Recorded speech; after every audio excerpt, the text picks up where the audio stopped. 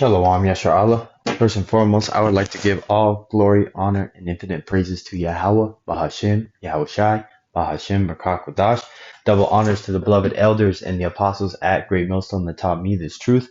Peace and salutations to all you hopeful elect Akim out there laboring that are pushing this word in truth and in sincerity. This is your brother Amar from the GMS Boise, Idaho camp, and I wanted to do this lesson based on the remembrance of who we are as a people, and who gave us that knowledge, wisdom, and understanding to wake up in these last days, starting with, the one Westers that broke off into the camps that the truth, fell in and on Great Millstone and the leaders and elders and apostles of Great Millstone, because this is such a miraculous thing to be happening in the land of our enemies, in the land of our captivities, where they had completely erased our language, our history, our culture, the food we eat, the customs we kept, the type of lifestyles we lived, the houses we lived in, the places that we would go at certain times of year. All of that was gone. The medicines we used to heal ourselves, the different dynamics of the cultures that we were at peace with around us, even though, Jake was always fighting amongst each other, so they could say, oh, you guys are killing each other before. No, well, guess what?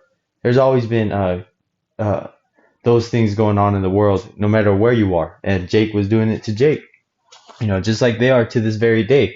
But the point being is that, we're in the land of our captivities catching hell, but this is the same place where we're going to remember it. The most importantly, they took our connection. Well, it wasn't it was Yahweh Bashim Yahushai that allowed them to completely disconnect us from knowing who we are, and that is the Israelites, and that's the so-called Negroes, Latinos, and Native Americans, along with the other Israelites that are speckled throughout the world, looking like all the nations. But it is in this condition, being brought down so low, that we'll remember ourselves, because we'll be constantly crying out to Yahweh Bashim Yahushai to save us, because we know that we have an actual power to call to. Not like these heathen nations that just serve idols made with their own hands, gold, silver, earthen vessels, So I wanted to read these scriptures in Baruch, because it's in this time that we're living in that Jake is waking up, man. You see Jake on the internet, you see Jake on the highways and byways, amongst your family members, whatever it may be. The conversation is coming up of, who the Israelites are and the type of messages that they've been talking about for years. And the reason people are asking these questions is because they're seeing these things happen in front of them. They're seeing all this stuff go on with the world, with Iran and Israel, with China, Taiwan, the different wars taking place, Ukraine and Russia, North Korea sending troops, the money system being unstable, with these other political powers raising up in power to, be able to compete against the dollar, and in this case overcome it.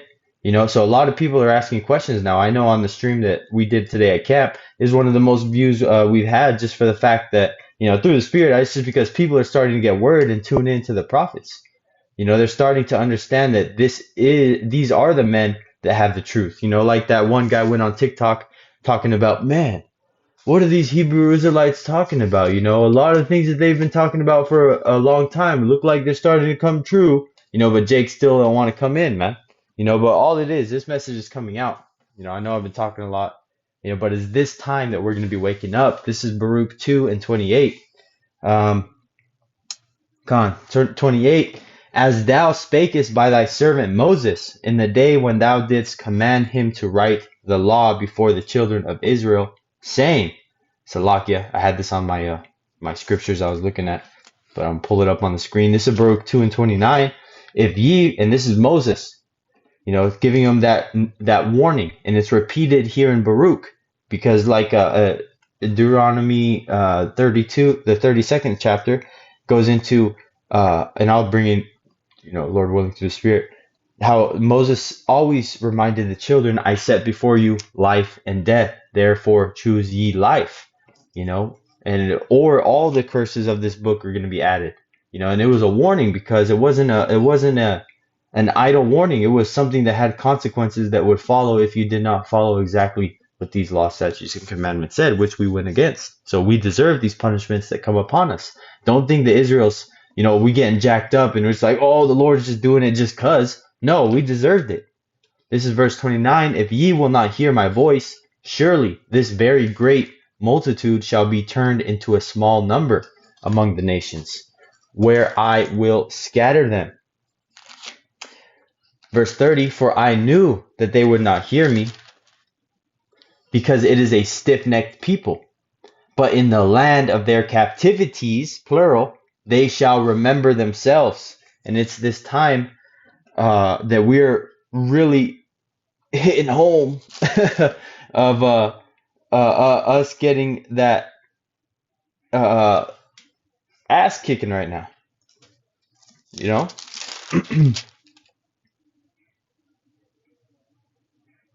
Salaki, I'm looking for another scripture, but I'm going to continue. This is verse 31, and shall know that I am the Lord their power, for I give them an heart and ears to hear. Because it is this great tribulation, not the great tribulation, this tribulation that we're in that's causing us to call upon Yahweh Bashem Yahushai, because we are all out of everything that we've ever tried. There's no other options left. We've literally done everything we could. And at this point, people are on their knees, and it's going to be the elect that are really calling out, asking for the truth, man. And as you can see, many of brothers have been brought into this fold and have taken this job very seriously and have done the work diligently, Lord willing, all the way to the end. But you can see the effect of that and the results of that based on how much the world has changed since the prophets went online in 2007. How this world has been turned upside down by the doctrine of the elders and apostles at Great Millstone that is taught correctly as exactly the scriptures say it. Exactly how the scriptures say it is how they're taught, and it's turned this world upside down. So, hey man, you have to really understand that this is a very Yapa times that we're living in. And again, a reminder, this is not your world that's falling. It is not your kingdom. It is their kingdom. It is their world that is going down. That's Esau, Edom. Verse 32, because if you're in the land of your captivities and your captors, the people that took you hostage, their shit is all collapsing, why would you be mad? If you're a servant and a slave and you see Massa's house getting burned down and Massa running around crazy, killing his neighbors and stuff, are you going to be worried? If you got Stockholm Syndrome, you're going to be worried about this kingdom going down. But if you're in tune with the Bible and the scriptures and the Spirit, Yahweh Bashem Yahushua, you're going to be super happy that that's happening. This is verse 32. And they shall praise me in the land of their captivity and think upon my name and return from their stiff neck and from their wicked deeds. For they shall remember the way of their fathers, which sinned before the Lord. And I will bring them again into the land which I promised with an oath unto their fathers Abraham, Isaac, and Jacob. And they shall be lords of it, and I will increase them, and they shall not be diminished. And I will make an everlasting covenant with them, to be their power, and they shall be my people, and I will no more drive my people of Israel out of the land that I have given them. And that has not taken place yet, because this is a future prophecy concerning the elect coming down unto Jerusalem, because that place is inhabited by heathens to this very day. Israel is scattered to the four corners to this very day. So you have to understand who it's given to and their descendants and where their descendants are today. It's definitely not in the land. They're definitely they're definitely being driven away, because it says on the 35th verse again, and I will no more drive my people of Israel out of the land that I have given them. We've never gone back as a whole nation, the northern and southern kingdom together, to the land of Israel since we got kicked out. The northern kingdom after the Assyrian captivity, and the southern kingdom when the Romans sacked Jerusalem. So this is something that is going to happen in the future.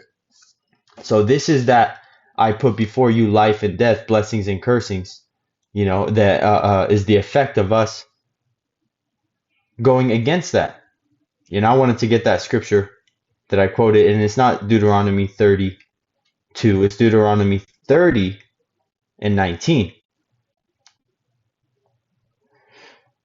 Because once you come across this truth, once you hear this, once you walk across a camp, once you see a video online, once you see a couple, hear a brother speaking on a YouTube video that popped up accidentally, and you'd be like, "Oh, what the fuck is this? Oh, I don't need to watch that," and you next it. Hey, that was your chance, and in some cases, it could have been your only chance to hear about this truth. But for the Lord is now showing you, hey, I showed you. You just thought it was crazy talk. You thought it was racist. You got emotional about it because you listened and you heard a curse word. So you had to tune out. Hey man, well, hey, get your emotional ass out of here because this is the way the truth is being taught. So either put your emotions to the side and listen to it, or watch another video. Listen to Pastor Porkchop and ask him for the answers when these days come. But this is Deuteronomy 30 and 19. I call heaven and earth to record this day against you. And we always bring the scripture out when there's somebody that's sincere about this truth, and we show them the weight of what they just ran across and how this is not a game once you get immersed in this truth. Again, 19, I call heaven and earth to record this day against you, that I have set before you life and death, blessing and cursing. Therefore choose life, that both thou and thy seed may live, that thou mayest love the Lord thy power, and that thou mayest obey his voice, and that thou mayest cleave unto him, for he is thy life and the length of thy days, that thou mayest dwell in the land which the Lord Yahweh sware unto thy fathers, to Abraham, to Isaac, and to Jacob, to give them.